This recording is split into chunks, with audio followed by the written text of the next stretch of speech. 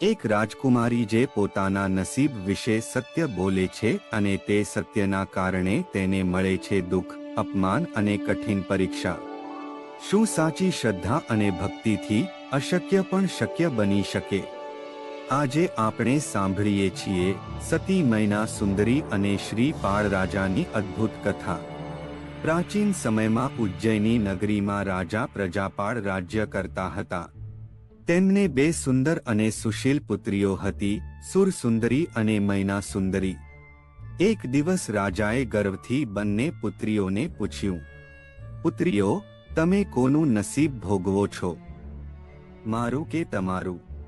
મોટી પુત્રી સુરસુંદરીએ વિનમ્રતાથી જવાબ આપ્યો, પિતાજી, હું તો તમારું આપેલું સુખ અને નસીબ ભોગવું છું. આ સાંભળી રાજા ખૂબ ખુશ થયા. પણ હવે વારો હતો મૈના સુંદરીનો. મૈનાએ નિર્ભયતાથી કહ્યું, પિતાજી, દરેક જીવ પોતાનું કર્મ અને પોતાનું નસીબ ભોગવે છે. હું મારું નસીબ ભોગવું છું. આ સાંભળી રાજાનો અહંકાર ઘવાયો.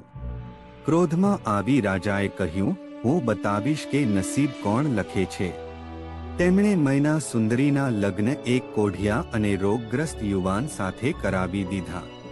તે યુવાનનું નામ હતું ઉંબર રાણો, પણ હકીકતમાં તે ચંપા નગરીનો રાજકુમાર શ્રી પાળ હતો, જે પોતાના ભૂતકર્મના કારણે કોઢથી પીડાતો હતો.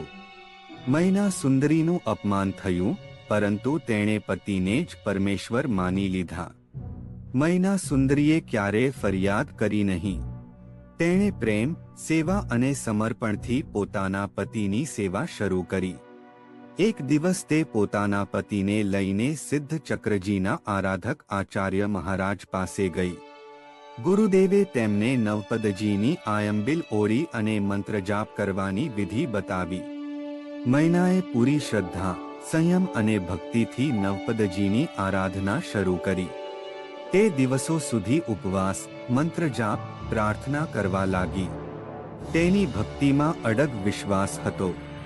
એક દિવસ નવપદજીના પ્રક્ષાલન જળથી મૈનાએ પોતાના પતિ અને તેની સાથેના 700 કોઢિયા સાથીઓ પર છંટકાવ કર્યો, અને પછી ચમત્કાર થયો. શ્રી પાળનો કોઢ ધીમે ધીમે ગાયબ થવા લાગ્યો. તેનું શરીર કંચન જેવું તેજસ્વી બની ગયું. તેના 700 સાથીઓ પણ રોગ મુક્ત થયા. આ બધું થયું મૈના સુંદરીની અડગ શ્રદ્ધા અને પવિત્રતાના કારણે. શ્રી પાળ ફરીથી પરાક્રમી રાજા બન્યા. તેમણે અનેક દેશો જીત્યા અને પોતાના રાજનો વિસ્તરણ કર્યો.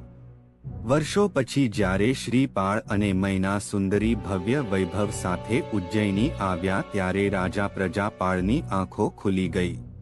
તેમને સમજાયું કે મૈના સાચી હતી. દરેક જીવ પોતાનું કર્મ અને પોતાનું નસીબ ભોગવે છે. રાજાએ પોતાની ભૂલ સ્વીકારી અને પુત્રી પાસે ક્ષમા માંગી. આ કથા આપણને શીખવે છે કે શ્રદ્ધા અને ભક્તિમાં અશક્યને શક્ય કરવાની શક્તિ છે, અને મનુષ્ય ક્યારે પોતાની સત્તા કે અહંકારનો ગર્વ ન કરવો જોઈએ, કારણ કે કર્મનું ફળ હંમેશા અટળ હોય છે. જો તમને આ પ્રેરણાદાયી કથા ગમી હોય તો વિડીયોને લાઈક કરો, ચેનલને સબસ્ક્રાઇબ કરો અને આ કથા તમારા મિત્રો સાથે જરૂર શેર કરો. આવી જ આધ્યાત્મિક અને પ્રેરણાદાયી કથાઓ માટે મારી ચેનલ સાથે જોડાયેલા રહો.